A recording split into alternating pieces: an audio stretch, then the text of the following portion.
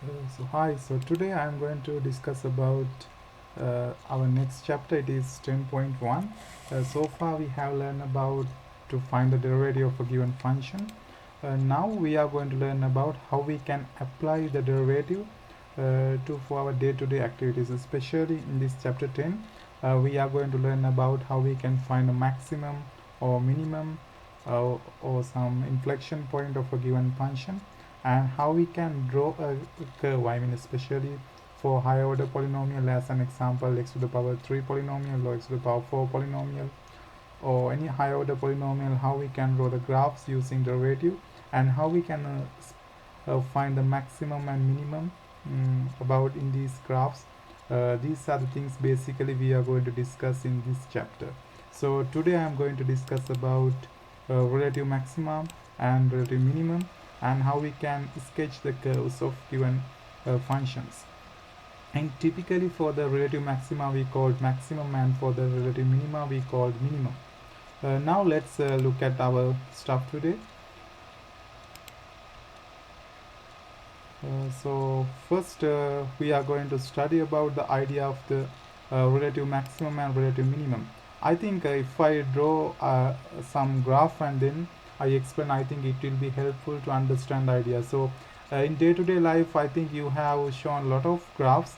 So if you look at this graph cautiously, you can see the behavior of this graph. It is increasing and come to some higher point, and it is decreasing again and go to a lower point, and again it is increasing. So for such a point in here, we call it as a relative maximum, or in other words we call it as a maximum. For such points we call as maximums. And look at this one. For this point we call, I mean 3 comma negative 7, it is a minimum. So this is the basic idea of the maximum and the minimum. And if you look at this graph cautiously, in this interval, in this interval, this point is the highest point, so relatively it is the highest point. That is why we call it as a relative maximum. And in this interval, relatively this is the minimum point to other points. I mean, if we compare with this point and this point, this is the minimum. So that is why we call it as the relative minimum, and this is the relative maximum. But in typically, as I called you before, we call it as maximum, and for this one minimum. So this is the definition of relative maximum and minimum. In your slides you can read them very cautiously. This gives the idea, as I said you before. And now we are going to study about how we can find a graph is increasing or decreasing, or in other words a function is decreasing or increasing. Function is increasing, function is decreasing. These words are very important for us when we are going to analyze about graphs. So look at this definition. According to this definition, if the first derivative is greater than 0 in some given interval a b, then we call this function is increasing in that interval. And if the first derivative of the graph is negative, for all x in this interval a b, f is decreasing. So if the first derivative is positive in that interval, we call in that interval the graph is increasing, or if the first derivative is negative in that interval, we call it that graph is decreasing. So in here you can see in this interval it is increasing, again decreasing, and again it is increasing, and here it is decreasing and come to a minimum 1 comma negative 4, and it is increasing again. So this is the basic idea of the increasing and decreasing of functions. So in mathematically we can find whether it is increasing or decreasing by using the first derivative.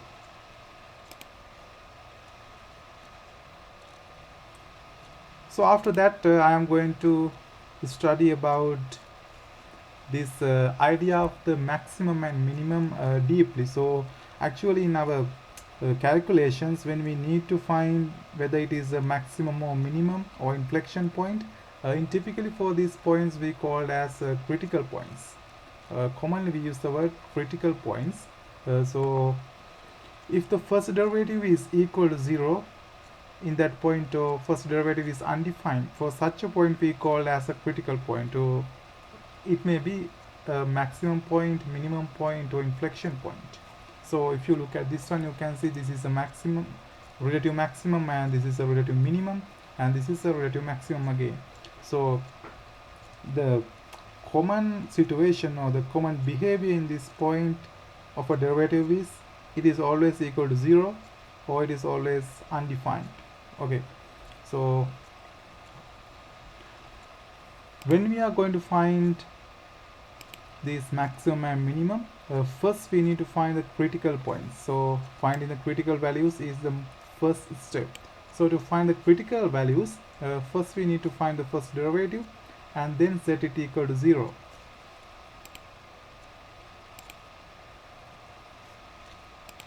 Okay, I think if we look at some example, it will be helpful to understand the idea. So to find the maximum or minimum, we need to use a sign diagram. So for this one we call the sign diagram.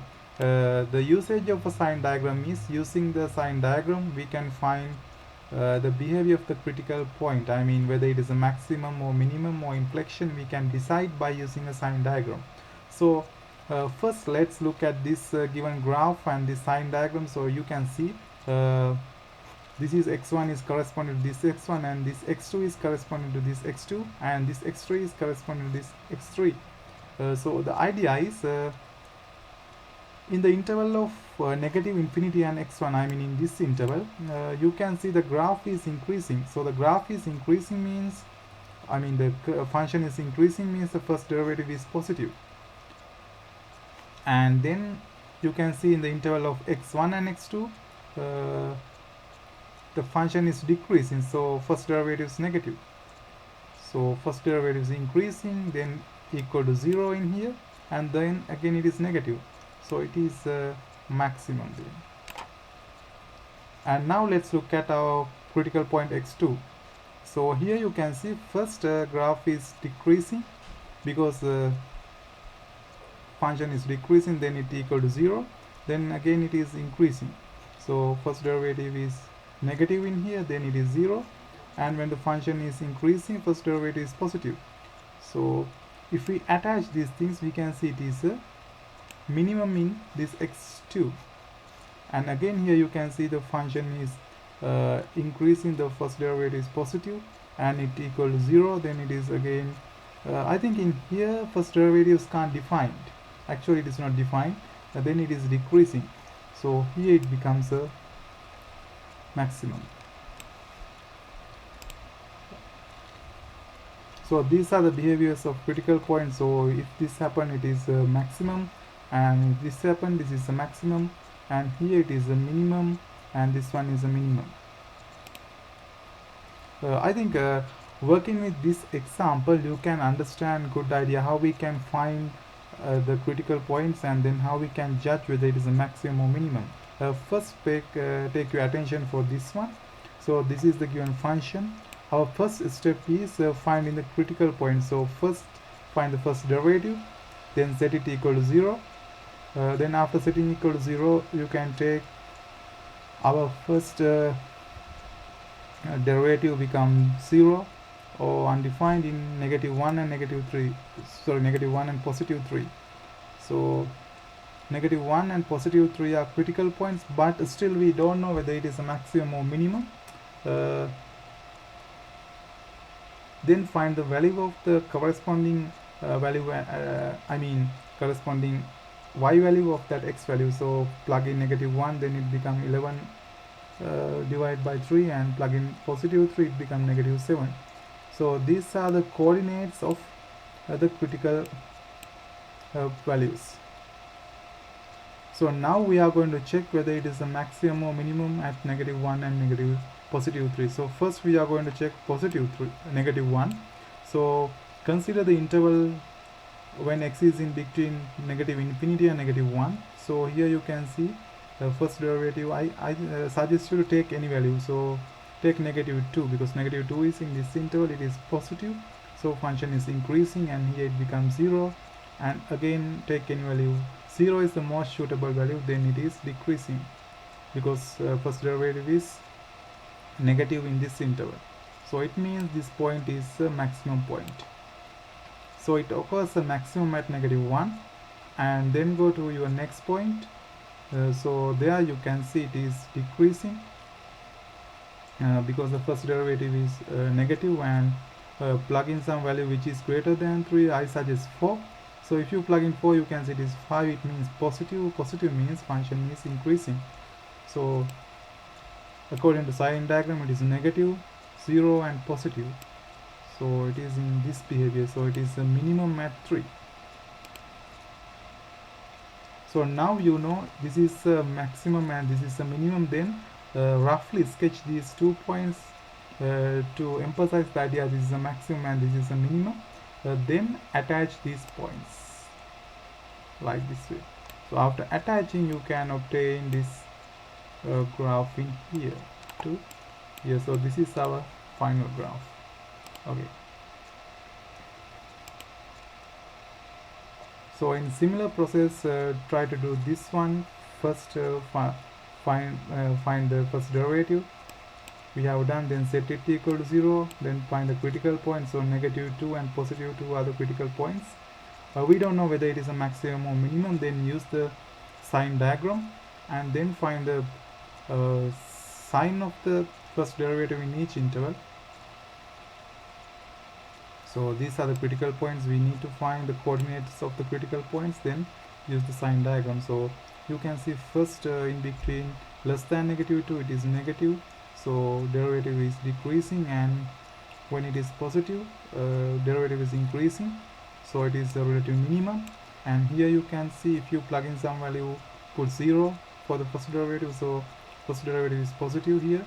And again, if you plug in some value which is greater than 0, 1, 2, 3, 5 or some value, then it is increasing. So here it is the inflection point. For such a point, I mean when the first derivative is, the sign of the first derivative doesn't change before that inflection point and after that inflection points, for such a point we call inflection point. It may be negative to negative or positive to positive. Then first sketch it, I mean roughly. So we know here it is a minimum and here it is the inflection, that is why we use this sign. Then attach these points. Now you can obtain, after drawing, this is your final graph. Okay, so thank you everyone. I think you have a good idea now about how to sketch graph and how to find the critical points and how to judge it whether